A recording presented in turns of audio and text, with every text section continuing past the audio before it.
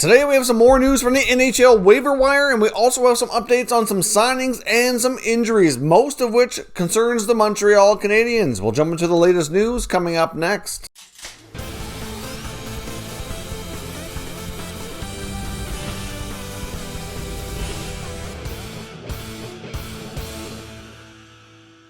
So welcome back to another video here at Top Shelf Hockey. Now, as I mentioned, we have a variety of things to talk about today. Before we jump into the news and the signings and injuries, most of which is around Montreal, let's take a look at the NHL Waiver Wire update. We had two players on waivers yesterday, which was Tanner Kero in Dallas and Lucas Wallmark of the Chicago Blackhawks.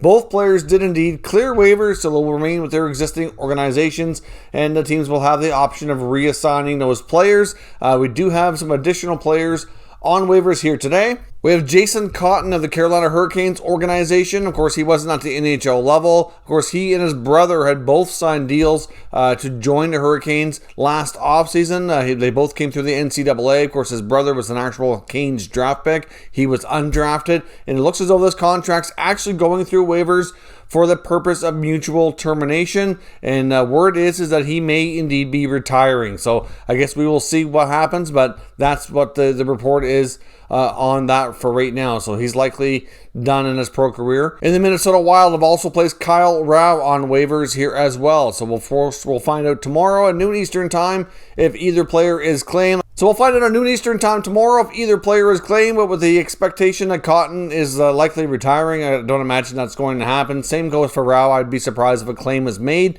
We haven't really seen too many big names go through the waiver wire here lately. There was a point, though, about a week ago, there were some interesting names, but we haven't had a claim in some time, dating back now a couple of weeks back when we saw the Canucks make a couple of claims. So heading into the NHL trade deadline, wouldn't be surprising if there's more players put through waivers just to give potentially acquiring teams a little bit more flexibility of where to place their new asset if they are indeed traded before the deadline on April the 12th. Of course, I just want to take a quick second and recognize our channel sponsor, Manscape. Manscape was really great and provided me with some excellent products here, and they've also provided an exclusive offer for all Top Shelf Hockey viewers.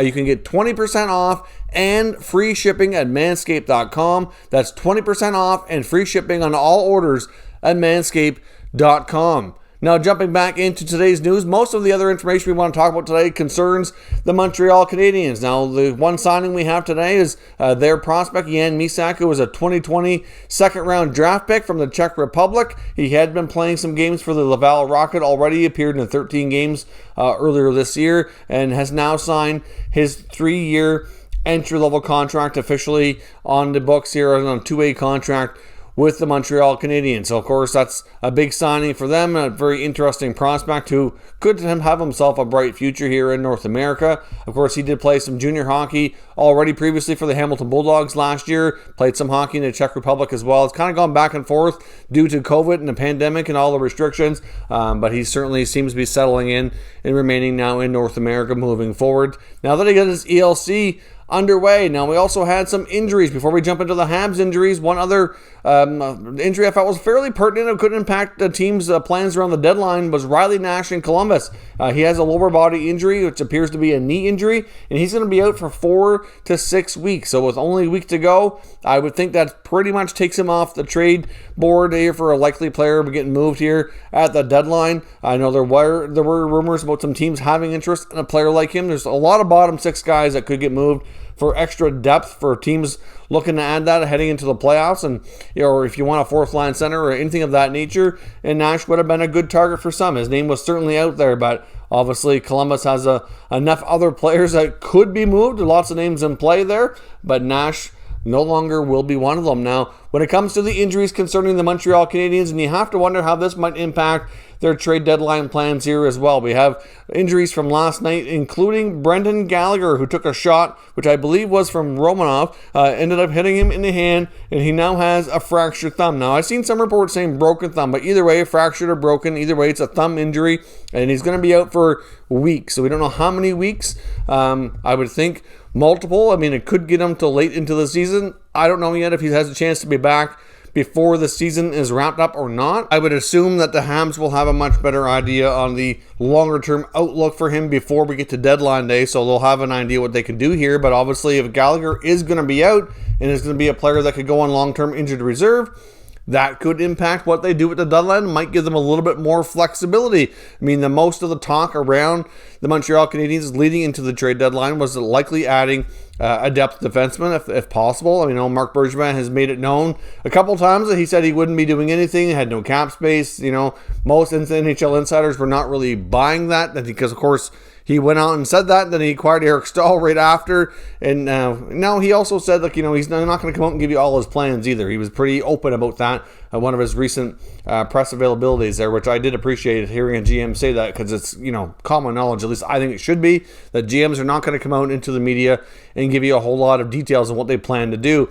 So obviously adding a depth defenseman was what was rumored, but now you have to wonder if they could dip into a little bit more than that, maybe looking at a forward as well, if Gallagher is going to be on LTIR. But if they also feel he'll be back before the playoffs, it may not be something they feel the need to do. Kind of depends. They also have Cole Caulfield, who just joined the American Hockey League team, so likely going to get a few games there and be called up. So they could give him a look too. So it'd be interesting to see how they approach this, but that certainly gives them some more flexibility heading into the deadline. As much as they don't want to have Gallagher out of the lineup, it could make things interesting for sure. So we'll see how that impacts their plans. And goaltender Carey Price is going to be out for not too long, as he's listed as day-to-day. He's not going on the current road trip, so that's going to impact things. Jake Allen likely sounds like he could play the back-to-back, but they've called up Caden Primo as well.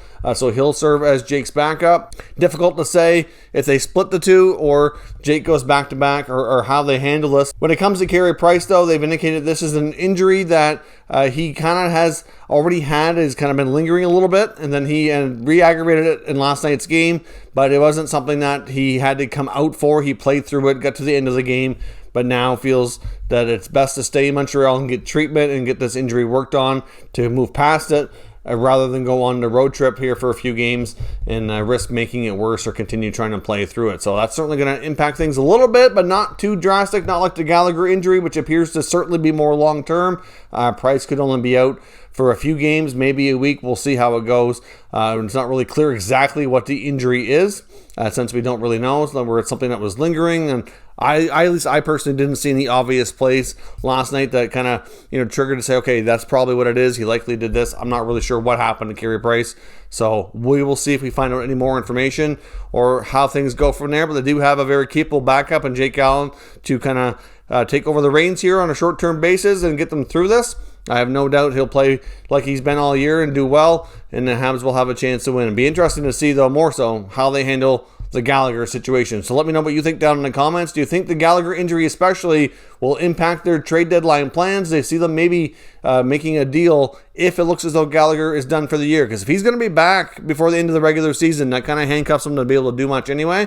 But if the injury is bad enough that he's done, that it could open up a new trade, a new possibility here for Marc Bergevin in Montreal. So let me know what you think in the comments, and we'll discuss further. If you're new to the channel, consider subscribing and turning on your notifications so you don't miss any future content. And give this video a thumbs up if you enjoyed it. I'd appreciate it if you did. As always, thank you for watching, and I'll catch you next time.